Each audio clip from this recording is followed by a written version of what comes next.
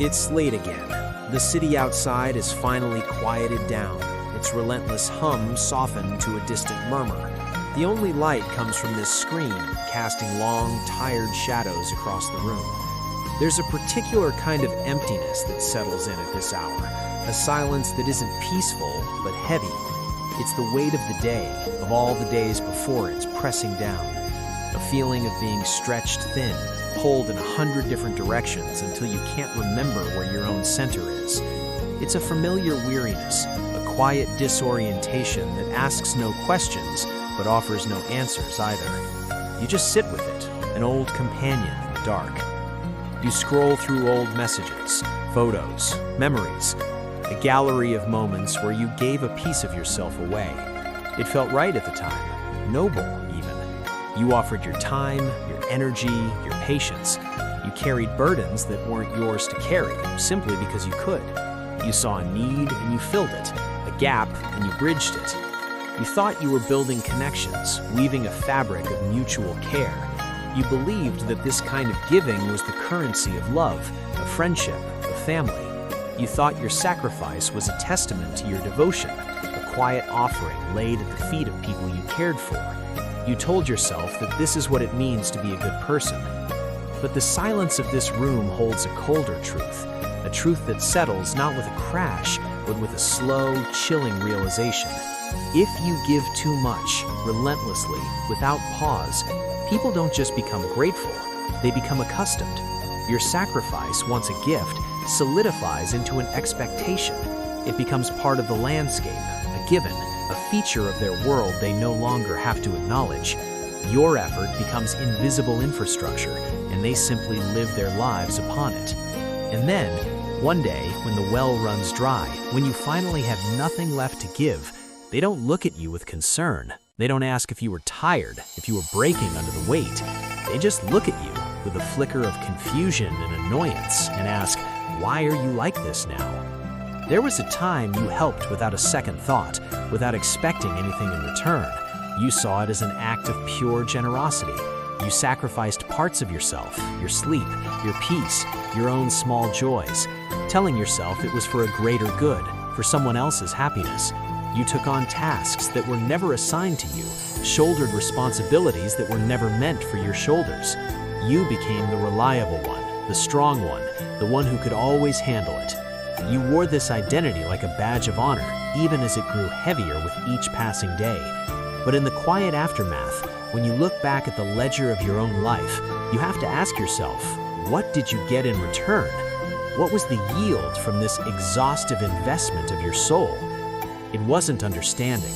It was a relentless, ever-increasing set of expectations. Your capacity to give became a baseline, a starting point from which more would always be demanded. It wasn't appreciation. It was a constant, escalating series of demands, each one a little heavier, a little more insistent than the last. Your willingness to bend became a signal that you could be bent further until you were close to snapping.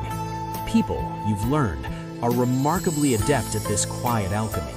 They have a talent for turning your voluntary sacrifices into their perceived entitlements. They can transform your kindness into an obligation with an ease that is both astonishing and heartbreaking. Today, you do it and it's seen as normal. It's just what you do. It barely registers. Tomorrow you don't do it, and suddenly you were the problem. You were selfish. You were difficult. You have changed. You become the bad person in the story they tell themselves, the villain in a narrative where you were once the silent, tireless hero. Remember this. Let it sink into your bones on a night like this. Sacrifice is a choice. It is a gift offered freely from a place of abundance. It is not and never has been a responsibility. It is not a debt you owe to the world for the space you occupy. You help because you want to, because it aligns with your heart, not because you have to. And no one, absolutely no one, has the right to stand in judgment of you, using your own kindness as the yardstick for your condemnation. You do not owe anyone the crushing burden of your own exhaustion. You don't owe them the sleepless nights, the anxious days, the slow erosion of your own spirit. You do not owe anyone the burden of your suffering in silence, a quiet martyrdom that goes unlauded and unseen. You certainly do not owe anyone a life lived in service to their comfort, their needs, their narrative, a life that is a mere footnote in their story. At some point, and perhaps that point is now, in the stillness of this late hour, you have to learn to say no. You have to learn to say it without the tremor of guilt in your voice. No, a complete sentence. It requires no lengthy, convoluted explanations that seek to justify your own limits. It demands no unnecessary, self-flagellating apologies for daring to preserve a piece of yourself. And the word is an act of preservation. It is the drawing of a boundary, not to push others out, but to hold yourself together. Those who stay when you stop giving, when the well is dry and you can only offer your presence, they are the ones you should keep. They are the ones who saw you, not just what you could do for them. Those who leave, who turn away in irritation or disappointment simply because you stop sacrificing, they never truly needed you. They only ever needed what you gave. You don't owe anyone a sacrifice. Not your parents, not your partner, not your friends, not your children. You owe them love, you owe them respect, you owe them honesty, but you do not owe them the dismantling of your own soul. The only real debt you carry is to yourself. You owe yourself a life that doesn't betray its own essence, a life that is authentic and whole, a life where you are the protagonist, not a supporting character in someone else's drama. And maybe, just maybe, that is enough.